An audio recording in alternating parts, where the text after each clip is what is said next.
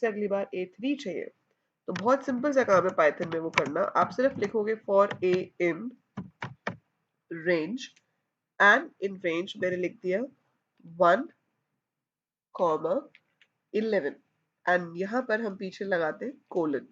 और जो भी स्टेटमेंट लूप के अंदर है वो आपको एक टैब देके लिखनी पड़ेगी। बहुत सी लैंग्वेजेस में कर्ली ब्रैकेट्स होती है बताने के लिए कि कितनी स्टेटमेंट्स लूप के अंदर है, या हम एंड फॉर लिखते हैं। पाइथन में ऐसा नहीं होता। पाइथन में आपने यहाँ कोलन दिया, उसके बाद जितनी स्टेटमेंट्स टैब के बाद आएंगी वो सारी स्टेटमेंट्स लूप के अंदर कंसिडर होंगी, और वो उतनी बार चलेंगी जितनी बार आपका लूप वर्क करेगा। लाइक इसको अभी मैं अगर रन करती हूँ, सो ये क्या करेगा, आपके इंट्रो को रन करेगा, और आपके पास नंबर्स प्रिंट होके आ गए यहाँ पे 1 से लेके 10 तक। सिंपल जादू। तो एक लाइन लिखी लेकिन नंबर 1 से 10 आ गए। 1 से 10 क्या, आप यहाँ 1 से 1000 प्रिंट कर लो, लेकिन कोड चेंज नहीं होगा। कोड में सिर्फ जो चेंज होगा वो ये नंबर कि कहाँ तक आपको जाना है। अब मैं आपको एक्सप्लेन करती हूँ कि इस कोड का मतलब क्या है। सो बेसिक सिंटेक्स जो है हमारे पास इस चीज का, लूप का, कि आप लूप को लिखते कैसे हो।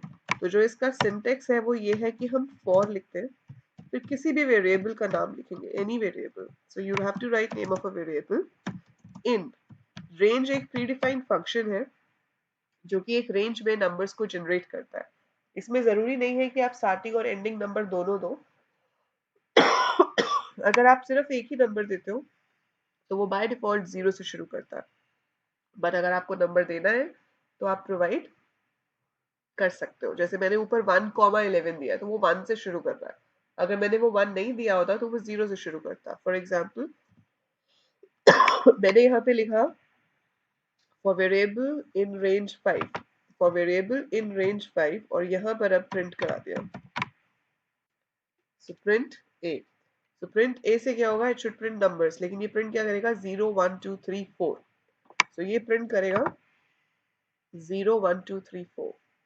तो जब आपने इसको रन किया, अच्छा ये वेरिएबल है तो इसका नाम भी आपको यहाँ पे जो प्रिंट करा रहे हैं वो भी हमें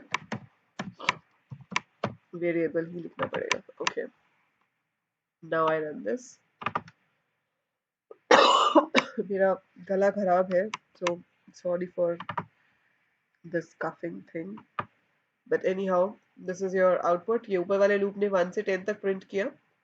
इसके बाद आपके पास प्रिंट हुआ है 0 1 2 3 4। ठीक है। सो वेरिएबल बाय डिफॉल्ट 0 से शुरू हुआ, और जो नंबर हम यहाँ लिखते हैं उससे एक कम तक जाता है। आप 5 लिखोगे तो 4 तक लास्ट नंबर जाएगा, आप 10 लिखोगे तो 9 तक जाएगा। इसीलिए मैंने ऊपर वाले में 11 लिखा है, तो जो लास्ट नंबर प्रिंट हो रहा है वो 10 है। It is always 1 less than this. तो आप स्टार्टिंग नंबर बता सकते हो और आप एंडिंग नंबर बता सकते हो। अगर हम एंडिंग नंबर नहीं बताते हैं, so it repeats from 0 to the number -1। so this is how a loop is written। अब इसके अंदर ऐसा नहीं है कि सिर्फ प्रिंट ही करा सकते हैं, हम कोई भी काम कर सकते हैं। जैसे अगर मैं आपको कहती हूँ कि एक कोड लिखो to find area of a circle, how do you do, you write it like this. हम रेडियस इनपुट कर लेते हैं,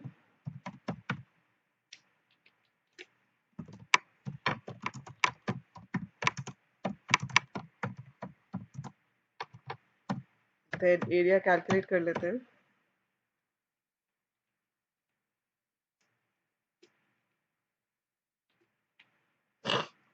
और फिर उसको प्रिंट करा देते हैं।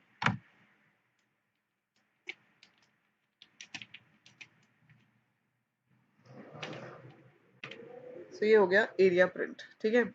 अब इसको अगर मैं रन करती हूँ तो ये एक बार रेडियस पूछेगा, एरिया कैलकुलेट करेगा और प्रिंट कर देगा। So if we execute this,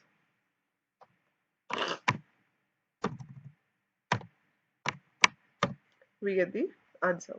ठीक है। पर मुझे ये सिर्फ एक सर्कल के लिए नहीं चाहिए, मुझे ये 3 सर्कल्स के लिए चाहिए। तो मैंने क्या किया, यहाँ पे लिखा फॉर n इन रेंज 3।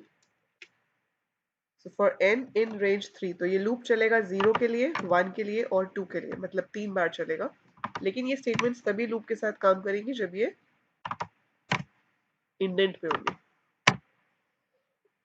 तो जो स्टेटमेंट्स इंडेंटेशन के बाद होती है सिर्फ वो ही स्टेटमेंट्स लूप के साथ रिपीट करती है, अदरवाइज रिपीट नहीं करेगी। सो मेक श्योर आप ये तीनों लाइंस को इंडेंट करके लिखो, क्योंकि मैं चाहती हूँ कि जब n 0 हो तब ये तीनों चले, जब n 1 हो तो भी ये तीनों चले, जब n 2 हो तो भी ये तीनों चले। So they must be given after the indent. So हमने इसको एग्जीक्यूट किया, उसने पूछा enter radius of a circle, हमने एंटर किया 5.9 and we get the area. उसके बाद वो फिर से पूछ रहा है कि enter the radius of the circle, फिर से एरिया आ गया, उसने फिर पूछा, फिर से एरिया आ गया और 3 बार के बाद वो रुक गया। so, आप ये देख सकते हो कि लूप कैसे किसी भी सेट ऑफ स्टेटमेंट्स को रिपीट कर सकते हैं। तो आप लिखोगे उसे एक बार, लेकिन वो एग्जीक्यूट बार बार होगा। So that is a basic introduction to loop. I'll be telling you more about loops in the next video. By the time, just go through this and try to print numbers in a given range. आप user से दो numbers ले लो, पूछो उससे enter the lower number enter the upper number, और उस lower number से अपर number के बीच में जितने भी नंबर्स हैं, लाइक अगर यूजर एंटर करता है 15 और दूसरा नंबर एंटर करता है 30, तो 15 से 30 के बीच में जितने भी नंबर्स हैं वो सब आपको प्रिंट कराने हैं। So let's see how do you do that. So that's it for this video. By the time I upload more, keep watching, keep learning. Thank you.